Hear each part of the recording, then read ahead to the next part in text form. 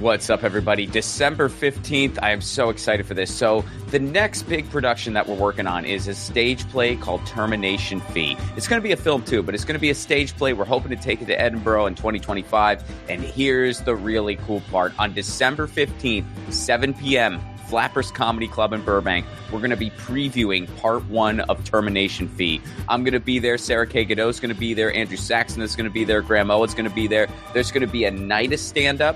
So some stand-up sets to open the night, followed by part 1 of Termination Fee and a Q&A after if we got the time for it. So get your tickets now, romplacode.com. December 15th, Flappers Comedy Club, Los Angeles. See you there. Episode 65, Courtney Cronin. Courtney Cronin is a comedy writer, stand-up, and producer. She's written for shows on MTV, TBS. She's written for MohrSports, The Chelsea Handler Show, and that's barely scratching the surface of her resume. Also, she's pretty much the first working comedian I ever befriended. Please welcome to the show, Courtney Cronin.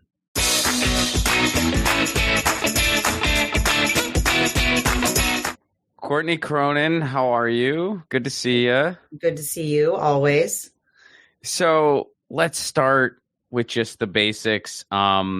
Where'd you grow up and how did you get into comedy and writing? Give me a little bit of the origin story, however much you want to share. Well, I guess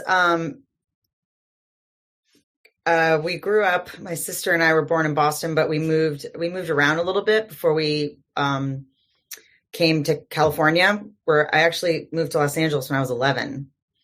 And I went to high school here, which a lot of people don't believe. They're like, who goes to high school in Los Angeles? But it was like, that's where I went to high school in West Hollywood, like right around the corner from the Tower Records, right down the street from the Whiskey, right there on that corner. And my school was on Holloway. It's closed now, but I went to a small school. And then I guess I was always kind of a goofy kid. And I always was friends with like funny, goofy people. I was a big nerd. And I always had more male friends than female friends, which is still true to this day, which is weird. But I always kind of got into like those nerdy groups, I guess, where you'd be, I don't know. It was more comfortable to joke around, I guess, than if you were trying to be cool. And I just never really tried to be cool. I didn't really care. So, and it's also a defense mechanism. I was a sensitive kid.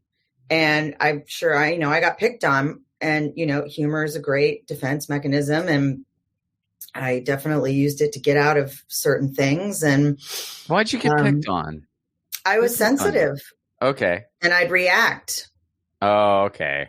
And I still sometimes do. I still weirdly, the bullies seem to find me even as an adult. I have been bullied by adults, like at work and just in the world. Like they seem to just find me. I don't know how, but do you do a lot of online trolls? Is that a thing for you or no? No, I ignore that. I don't care about that. Mm-hmm. No, this is like actual straight up face-to-face bullying, gaslighting, that kind of stuff. Oh yeah. That's never fun. No. So, I mean, I guess that's how I got into it. I was just a comedy fan. Instead of when we rented videos at sleepovers, I wanted to rent stand-up specials. I didn't want to rent movies. Really? Yes. So I started watching that stuff really, really young. I started watching specials really young and like around 12 and 13. What were some of your favorites back then? Well, I always liked Carol Leifer. And I remember we rented this one like compilation special, and it was like Steve Sweeney and Margaret Smith. I can't remember who else was in it. I remember watching Sue Murphy. I don't know if you remember her, but I'd watch her and Sue Kalinsky. I like Sue's. And I don't know, I guess I really got into them, and I always watched it and was like, I could never do this. I would never be good at this because I don't know. I didn't really believe in myself until like later in life. I just didn't think I would be good at anything, even though I was already doing it. I was acting, I was writing, I was doing sketch, I was doing all this stuff, but I'm like, I don't know if I'd be good at that, but I always wanted to do it. I just respected it so much. I was like, it's got to be you got to be really good and really smart to do that. And I don't know if I could do it, but here I am. And now I have no other skills. So did you stay in LA for college then? No, I went to Boston University and started comedy there. Mm-hmm. Okay. So all right. So I never knew that about you, that you moved out to Los Angeles as a kid. I thought it was just Massachusetts and then, I'm going to move to LA to, do this. Interesting. Okay. So you went back to Massachusetts, did the college thing, started comedy there. And then when did you come back to LA? I came back and forth during school, and I took a year off and I worked here. And that was when I just started like trying to meet people and go to as many shows as I could. And, just kind of get to know other comics. So I was doing radio then, and I was doing this weekly theater show, and I started to incorporate live comedy into the show. So I used to go to this place called the Uncabaret. And that was, what's the woman's name that runs it? Beth. She's so funny. Pet Lapidus? Yeah. Okay. Yeah. I don't know her, but I know who she is. Yeah. So it was her, and I used to go watch Kathy Griffin and Greg Barrett and Dana Gould and David Cross like every week. And that was what I did every Sunday. I went to that, and then I would do the calendar section, and I'd talk about who's coming up on that show. And eventually they started coming on the radio show. So I was just trying to surround myself with really, really good professional people to just see, how they did it and what they're doing. And then I finally got on stage a year later in Boston when I went back to school, because something like really scary happened to me. And I'm like, oh my God, I could have been murdered. I could have died. So I'm going to do stand-up. Do you want to elaborate on that? What happened? Or do you not want to go into it? It's fine now. The guy's dead, so it's all good. Okay. Yeah. I had a roommate, and we moved in with a couple. I thought they were a couple. I guess they were. Eventually they got married. But anyway, they were total like scammers and weirdos, and he was a pervert. Oh, no. And I only lived there for like 3 weeks, I think. I don't even think I lived there that long. And I used to, stay at my sister's a lot. She went to Emerson, and I was at BU. So she was just, a couple stops on the train down into the city, into the city center of Boston. And then my friends were all in New York already. So I would go to New York on the weekend. And so I wasn't really around my place, but I did already, find that there was a lot of creepy stuff going on, like the weird singing and the standing near me in the kitchen and the songs, which I'm like, is he singing about me? And he was. And he was a terrible guitar player. It was like, bam, bam, bam. It was like really bad. And he'd be like, she doesn't know me. She never sees me. And it would be like, oh man, gone. And I'm like, oh my God, he's talking about me. And it wasn't like, oh my God, he's talking about me. It was like, oh my God, I'm going to get murdered. Like, I got to get out of here. And then I wasn't dating anyone at the time. And I came back from a weekend, and there were evidence of a male being in my bed. And I'm like, oh God. Oh God. And then I went to school that next day, and I went to theater school. So we'd all sit in front of the theater school, like Fame, and be all cool and smoke cigarettes, like, and I'm sitting out front, and there was this girl, an Italian exchange student that lived with us in the other bedroom. And she came and found me at school and said, do not go back there. He got into bed with me last night, and I had to call the police, and I'm leaving. I'm going back to Italy. And I'm like, well, you got to tell the school, you got to do this. She goes, no one's going to believe me. And I'm like, I believe you. And she was so scared. She left, went back to Italy. So I was so scared. So I called my friend who had a car, and I called the local cops, and we all went to the place together. A bunch of other stuff happened, but it's such a long story. So I went back with them to get my things, and they knew immediately who he was. They're like, oh no, this guy. Oh God, we have so many problems with this guy. And it turned out the school did too. He had this long history of harassing women and offending women, telling them that he was Jesus. Oh boy. And he was in a mental hospital for a while, and he was doing the same thing to women in there. And he had to go into the hospital because when he was at BU studying criminal justice, which is how he knew how to tiptoe around the law, he hung himself on a pipe and said, I'm Jesus, I'm going to come right back. And hung himself, and the pipe came down, obviously, because he was a large fella, and it came down. And when that happened, that's when they put him in the hospital. But yeah, like he really thought he was like connected to Jesus or could have been Jesus. And then so when I was very scared. He was screaming and screaming. The cops had to hold him back. They kept threatening to arrest him.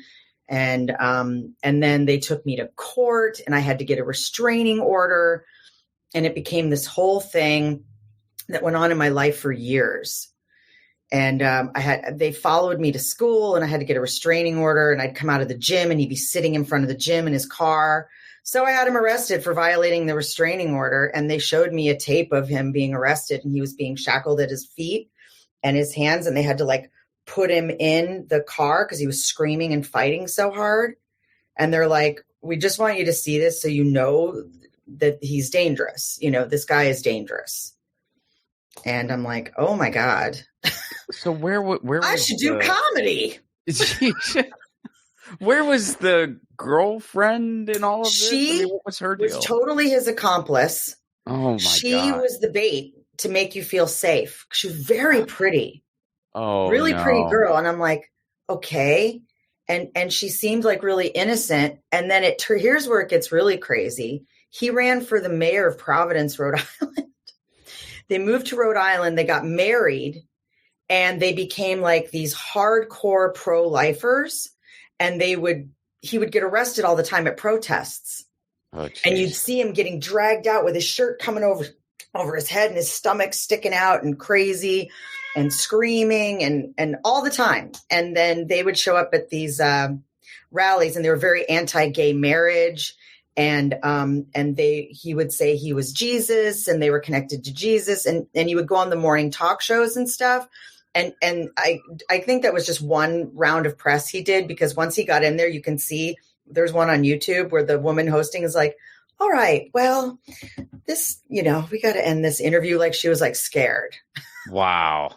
Mm-hmm. That is wild. Okay. It's crazy. And then he's just driving in his car about 10 years ago, I think. I don't remember when, and he had a heart attack and got in a car accident. Thank God nobody else was hurt. And it was just him, and his car flipped and he died.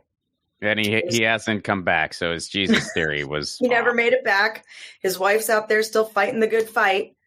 And their videos on YouTube, you can find them. It's absolute insanity. Wow. They're so crazy. Is she still up in Rhode Island? Like, what's she doing now? I think so. Mm-hmm. Okay. Well, wow. All right. I wasn't expecting any cultic stuff in this interview, but yeah, there we go. Isn't that nuts? That's freaking nuts.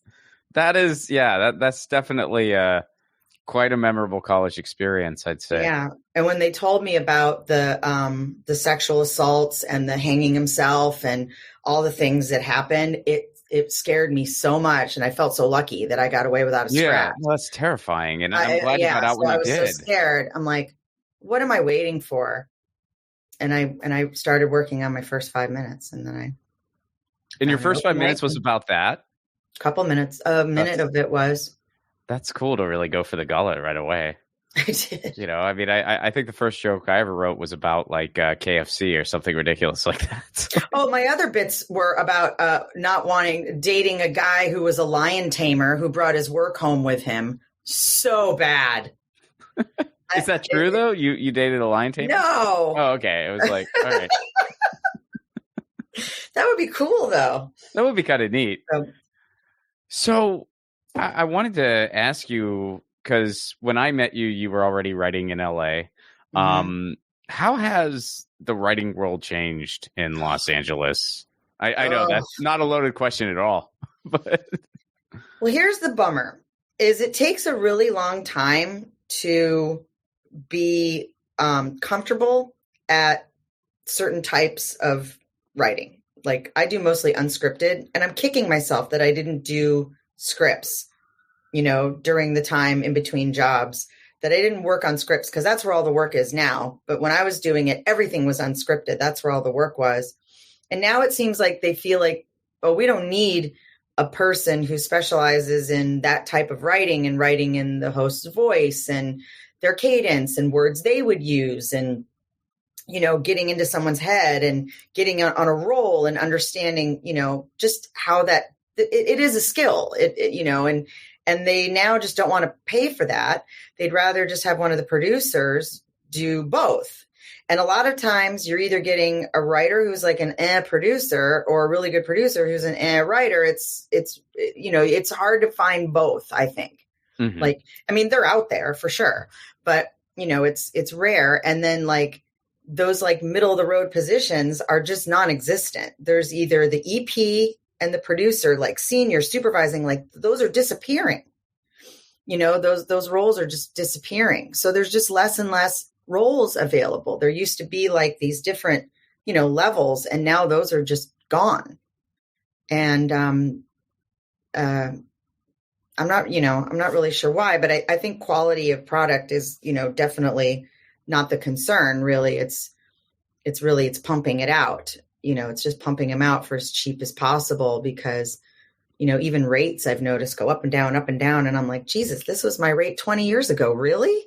Like, wow. Okay. Yeah. It's just weird. It's weird that I think, and I've said this before, and it's not bitter, it's truth. Like, I feel like I'm at the peak of like, all these years of 28 years of being in comedy, and, 22 of them as a professional writer, that I've never been more prepared, and I feel very, comfortable, and, I'm confident, but not arrogant and cocky. You're always learning. You're always going to get mistakes. There's going to be notes no matter what you do. You got to just roll with that. But I know how to deal with that better now and give people what they want, and your ego stays out of it. And as a mature person, I think it's very hard to get to that maturity and professional like behavior, especially for comedians, because we're so possessive of our words. As a 25-year-old, they're just not there. That's rare, but now that I'm there, it's harder for me to get work. Like, I'm hustling 20 times, 100 times harder than I did in my 30s, when I thought I was just like, okay, like I was good at my job, but I'm so much better at it now. So why am I hustling so much harder now than I was then, when I'm better qualified? And it's just blowing my mind. That's blowing my mind. That's what I'm struggling with. It's very strange.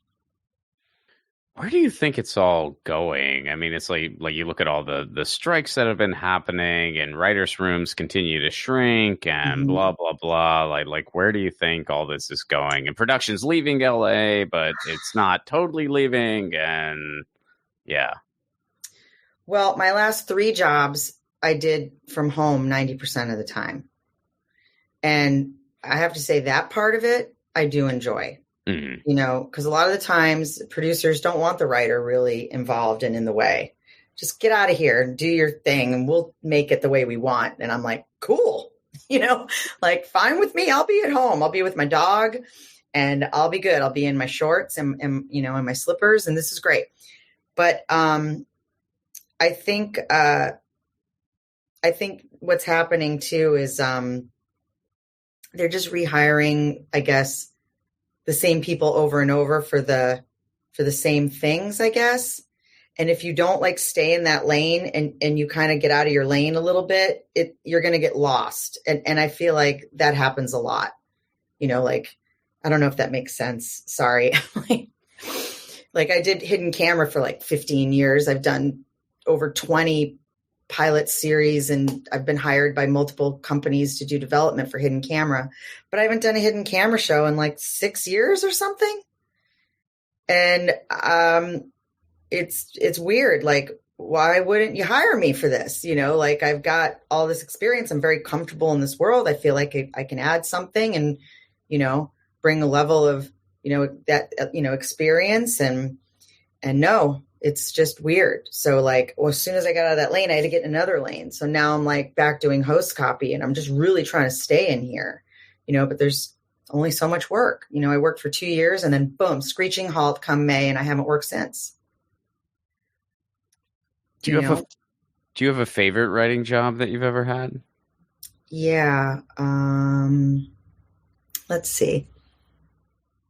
I think the most exciting thing I've ever written that I'm the most proud of is I wrote a sketch for Miss Piggy and Kermit with Wayne Brady when I worked on the Wayne Brady show. And we did a parody of Brick House.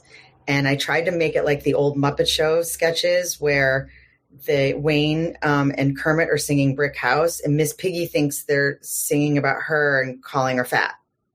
Mm-hmm. And she's getting mad as the song goes on.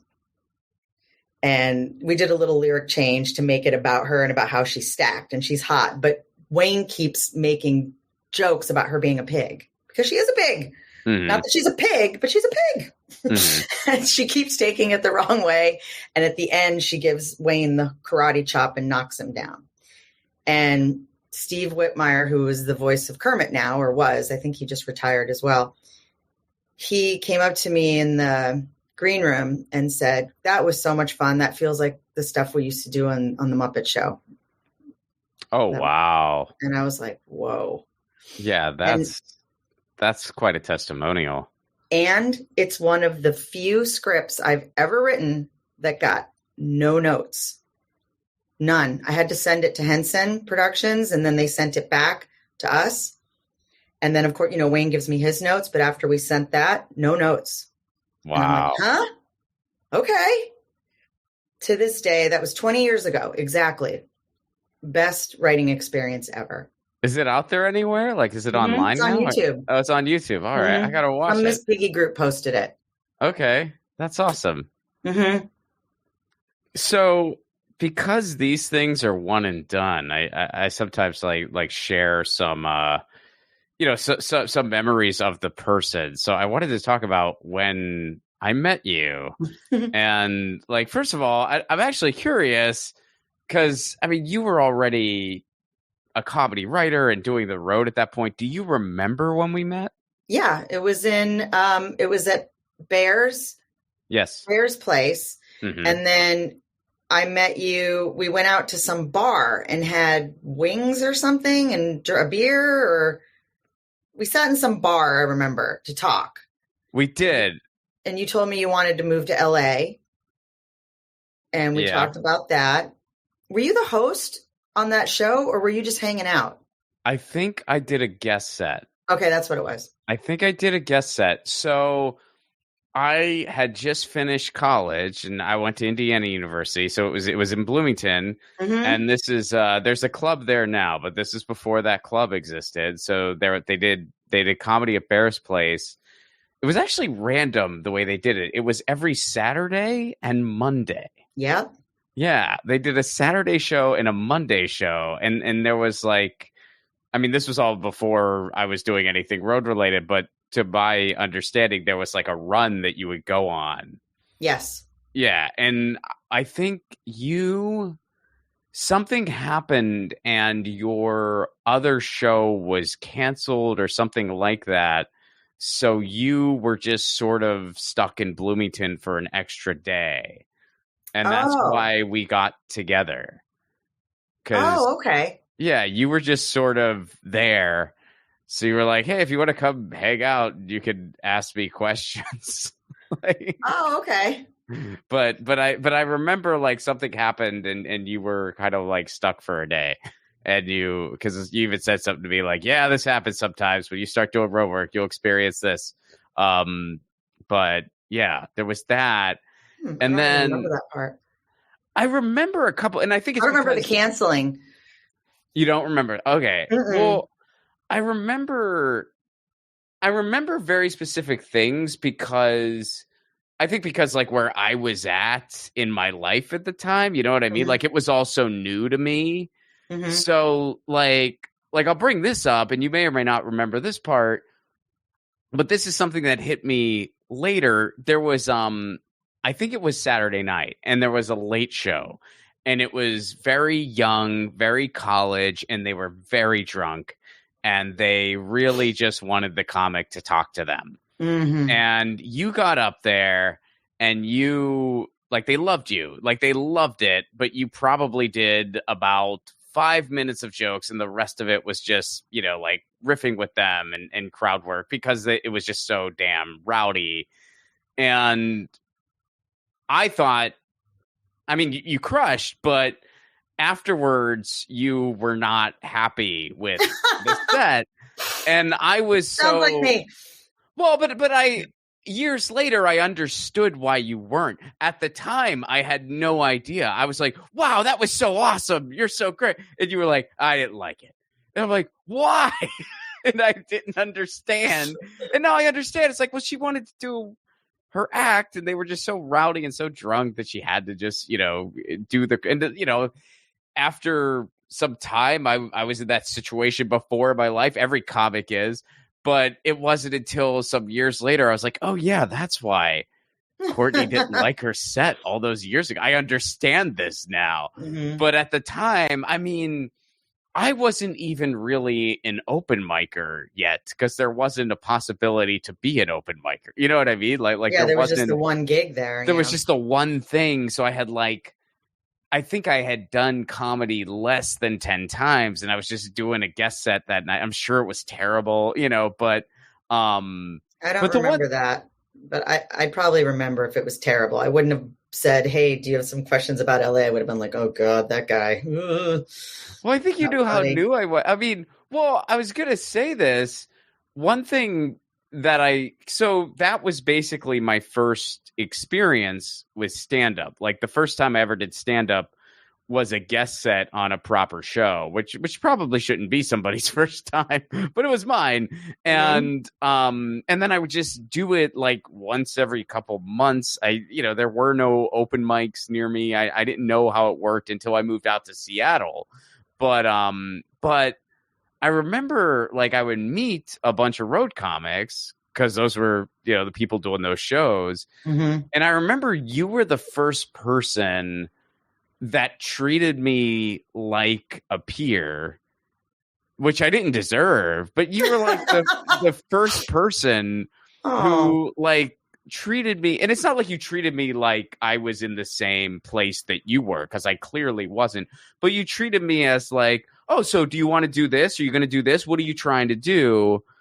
And that meant a lot to me. Like that actually was really, really cool to me. And I never forgot that you were just so nice to me and treated me like somebody who was really trying to do something and not just some, recent college grad who, was just trying to figure shit out, which I was. Mm-hmm. But you kind of treated me like a peer, and no one else I'm not saying other people were mean to me. They weren't. Everybody was very nice to me. But yeah, you were the only person who did that. And that, that was like a big deal to me. And I also thought it was so cool because you were a writer in LA and you were I just thought that was so freaking neat.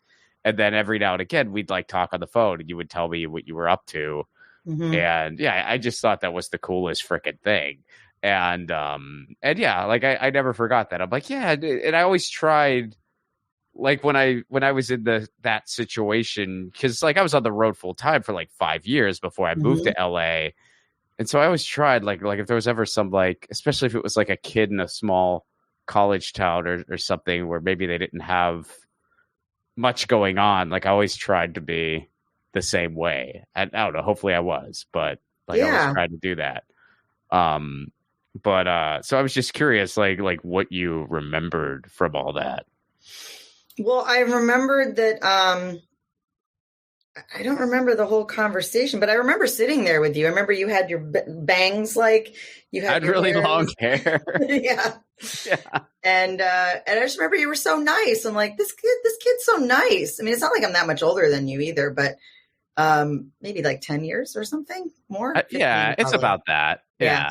But yeah, I was like, oh, he's really nice, and then you know what though? It's here's something that I wish people told me, but when you're newer and you're trying to figure stuff out, I still do this. I reach out to people who have been doing it more and, doing it longer and can answer questions for you or give you advice because it's, like I was just saying before, the business is always changing and things are always changing. So I always make it a point to, even just reach out on LinkedIn or to another comedian. I've gotten so many jobs from actually, I've had a job for 5 years that I've been doing off and on because I went to see a person whose comedy I knew and was like, God, we write very similar. And I was like, you know what? I'm just going to go up to him and tell him I want to write and I did. I was like, hey, I kind of write like you. And I think I have a really good grasp of your voice. And can I work on do you have anything coming up? I could work on some jokes for you. And if you like them, great, keep them. And if you don't, you know what? That's it. No big deal. And he's like, yeah. And that was, oh God, that was 7 years ago. Mm-hmm. And we're still writing together. So, things can happen like that. I called up a comedian who I knew was doing this event that I'd done, this corporate thing. And I'm like, hey, I know all the insides of this. Do you need a writer? I can help you with it. And he's like, sure. And then he helped me get my last 2 TV jobs. So it's, you never know. I mean, I definitely worked for it. I didn't just go up and go, hey, hire me. I spent days and days and days coming up with, stuff for them in their voice, really watched their stand-up, studied it, and did that. And I keep doing that, for people I admire and I respect and I would like to work with. I do that legwork to get to work with them. And I don't know, something Ralphie May taught me, was don't be afraid, because you're not insulting someone or bothering them to say, I'm a fan of your work. Yeah. And I'd really like to work with you because I think I understand your voice. And that's not insulting. I've only had one person in all the years I've done that kind of be a little offended and say to me, well, I write all my own stuff. And I was like, okay, well, that's okay. Because I knew they had just gotten a Comedy Central special.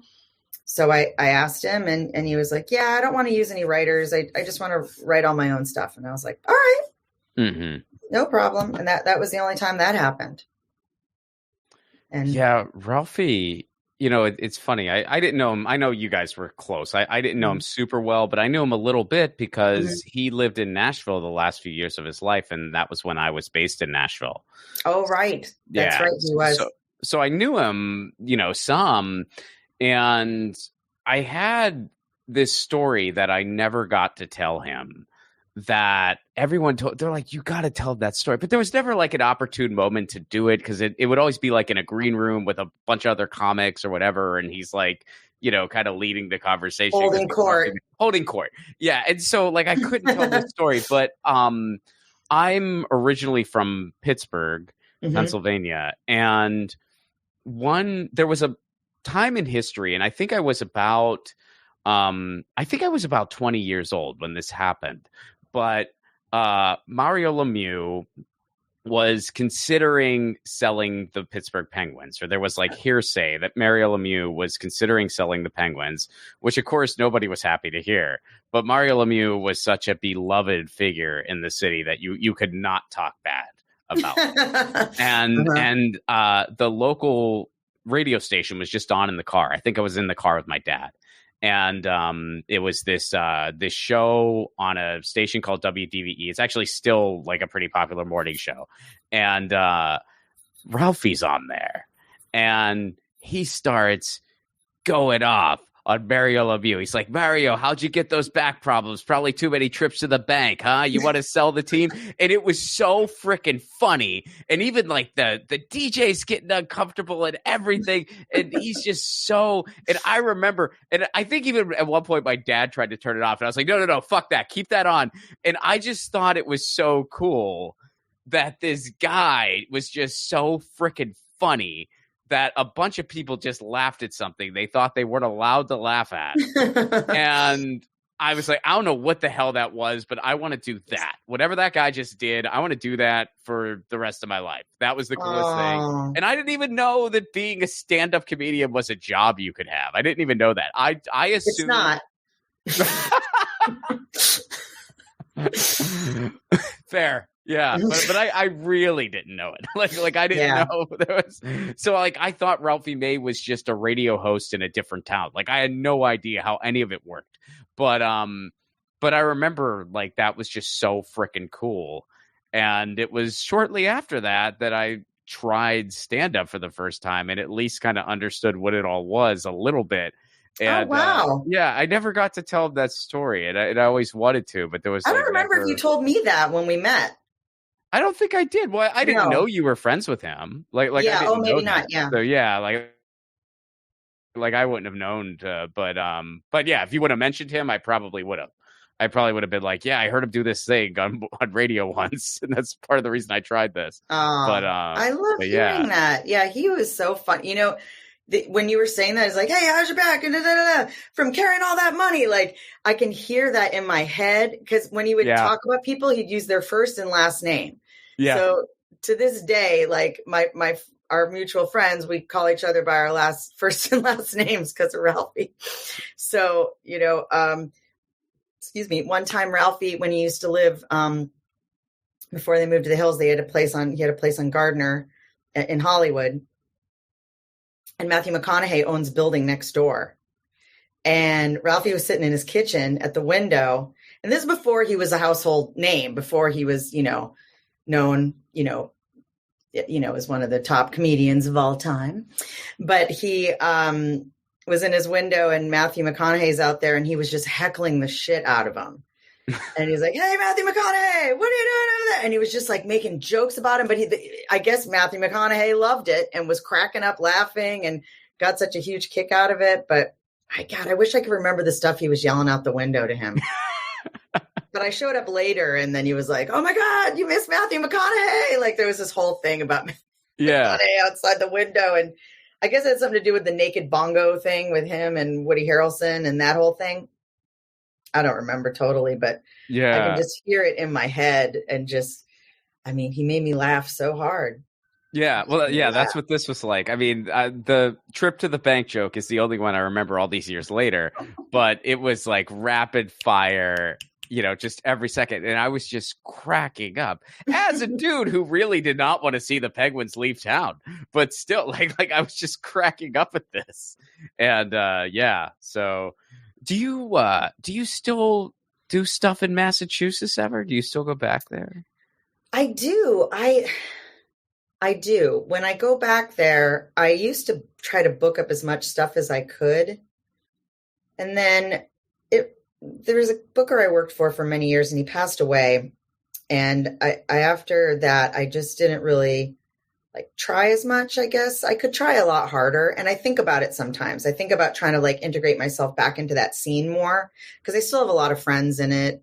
And I know if I worked harder and pushed it more, I could do a lot more work there. But I try to just do a couple gigs, because we live there for a month every year.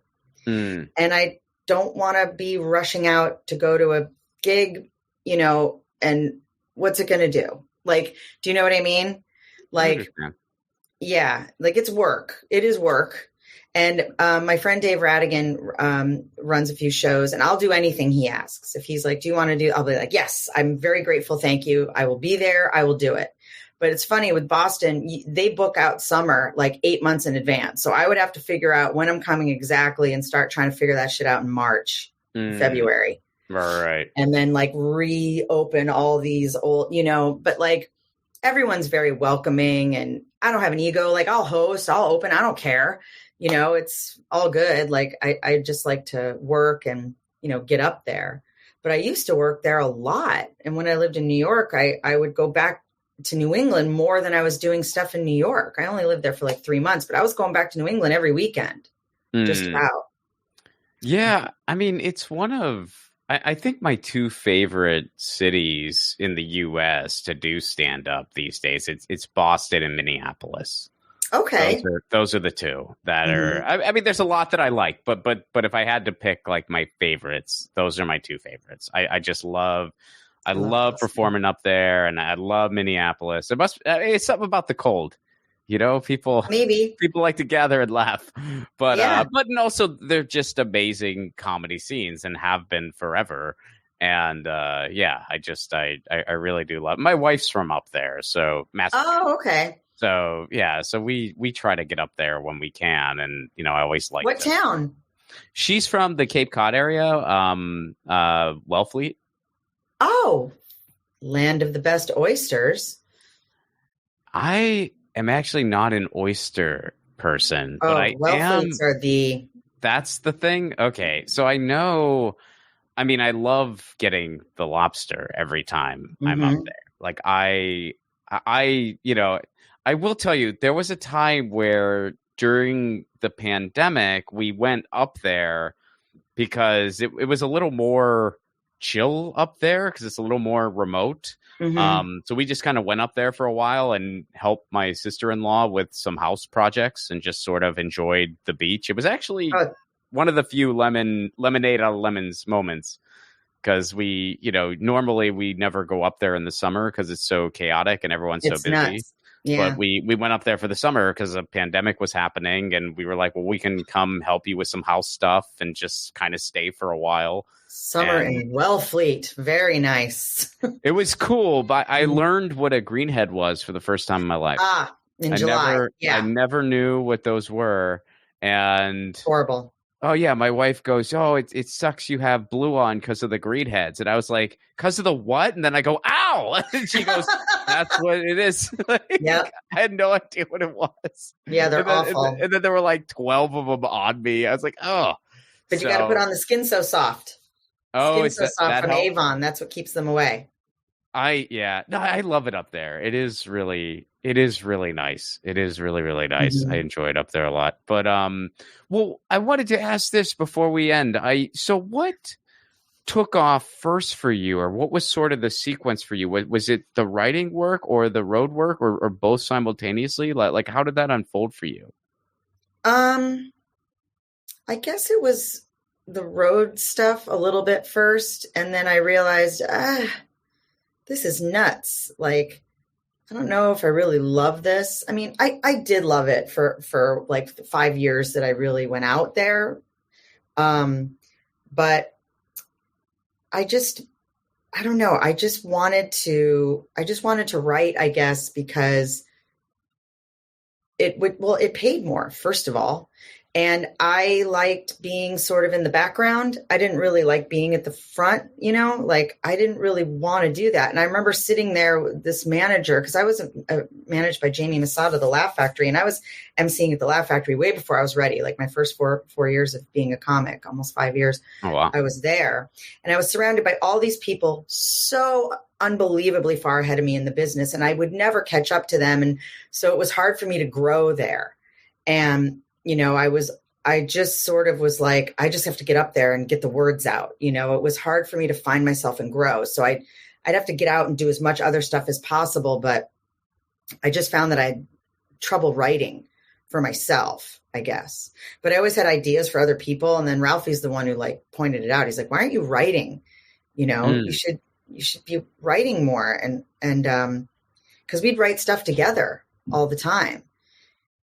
And I guess what ended up happening weirdly was, I mean, everyone has a weird story, but I was at the dog park with Ralphie's dog, taking care of him. And I ran into a friend who's a writer, and he just lost his job. And Ralphie and Jay Mohr were good friends at the time, and Ralphie was touring with Jay all the time. And Jay had just gotten his own show on ESPN called MohrSports. And I said, wow. He's like, oh, I'm looking for work. I said, well, Jay Mohr just got a show, and I know they're looking for a head writer. And oh my God, you'd be so perfect. You got to call him. And so he did. He got the job. Wow. And Ralphie's like, you just hooked that up. He's like, Mama, call him back and say, can I be your assistant? And then you'd have a job. And I was like, oh, that's a really good idea. Because I had like 52 J jobs and doing stand-up. So I was like, wow, that's a really good idea. So I did, and I got it. There was like 3 other people that went out for the job, but I got it. I had no experience in TV production. I'd only been a PA on commercials.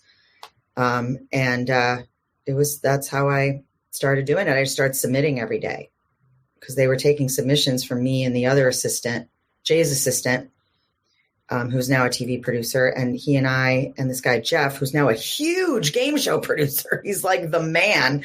The 3 of us submitted stuff on the side, and I got a bunch of stuff on the air. And when the show was canceled, unfortunately, because it was such a funny, fun show, but the network couldn't get along. There was like a thing with the guy over at the network, and he just kept messing with Jay and moving the show around. Our time slot kept getting moved. It was stupid.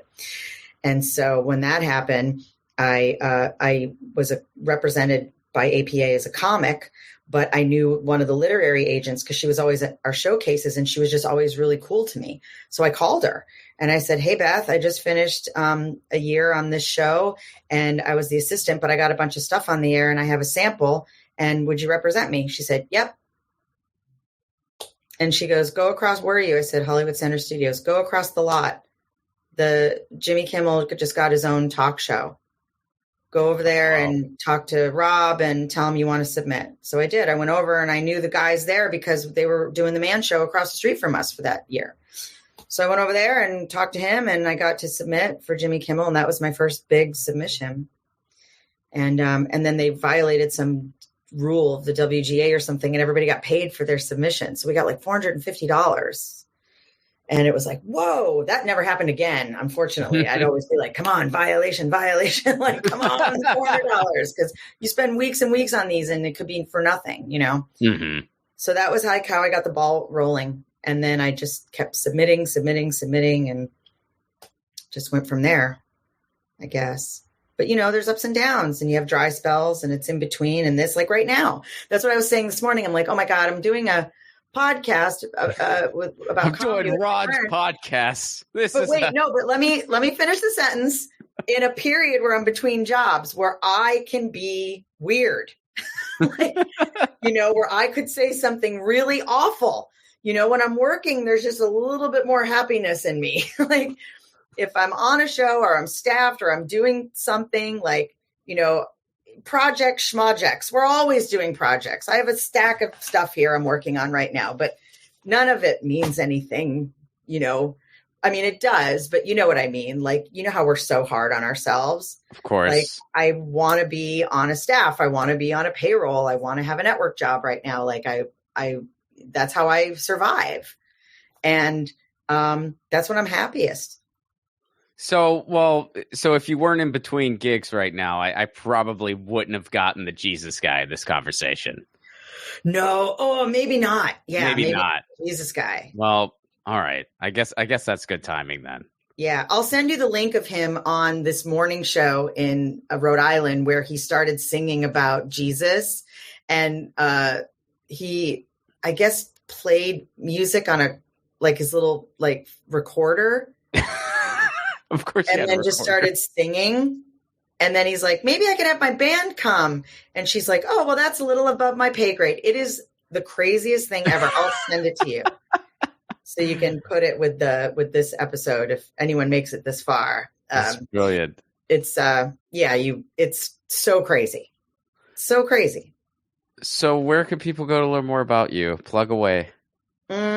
Well, in the fetal position on my couch after this podcast. No.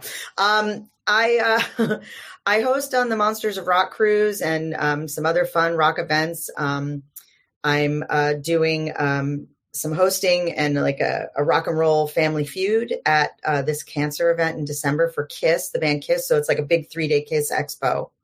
And it's former members of Kiss and other bands getting together and playing random stuff. Like they're playing music from The Elder, which is like the most controversial Kiss album.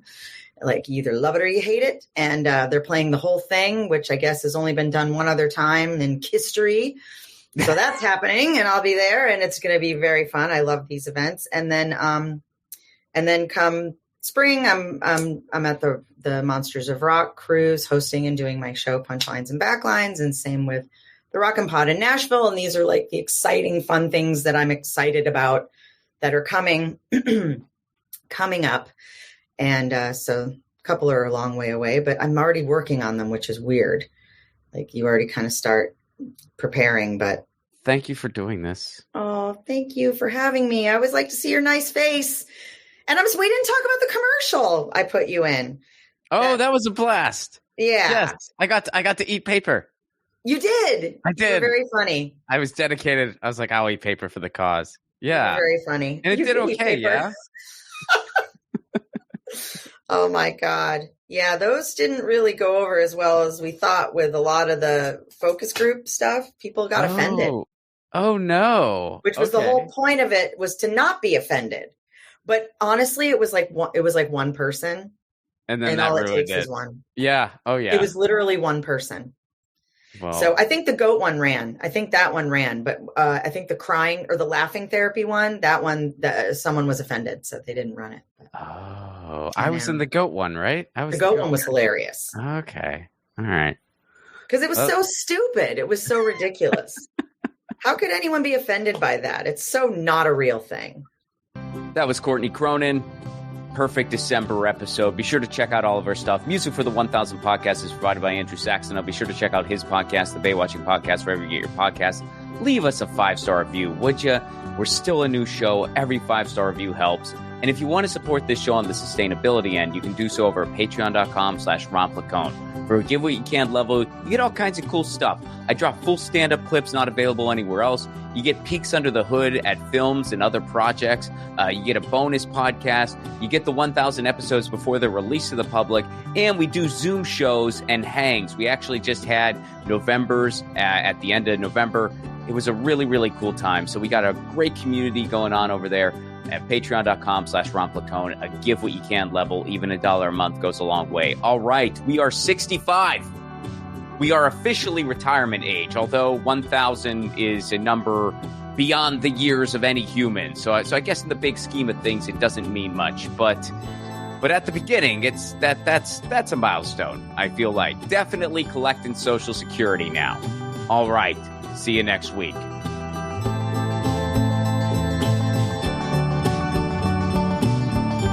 Hey guys, Ron Placone here. Take your own 1,000 challenge. No, you don't need to interview 1,000 people, although if you want to do that, go for it. Your 1,000 challenge can be whatever you want. Maybe you want to call a friend out of the blue once a week.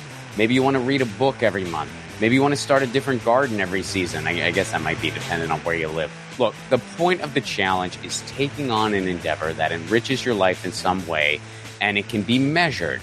And then, of course, you do it regularly. That's what 1,000 is doing for me, and hopefully for you too. The main reason for this podcast and every podcast I've ever done is to build community. So take your own challenge. Then join our Facebook group. It's called 1,000 What's Your Challenge? ? That's 1,000 What's Your Challenge ? And post about what your 1,000 challenge is and the progress you're making. All I ask is that people be encouraging of each other's challenges. This is personal and vulnerable, so be cool. There's enough negativity on social media. We don't need to add to it. For those of you who aren't on Facebook, hopefully in the future we'll be expanding to places like Discord, Reddit, but for now, we're starting on Facebook. And again, that Facebook group is called 1,000 What's Your Challenge? See you there.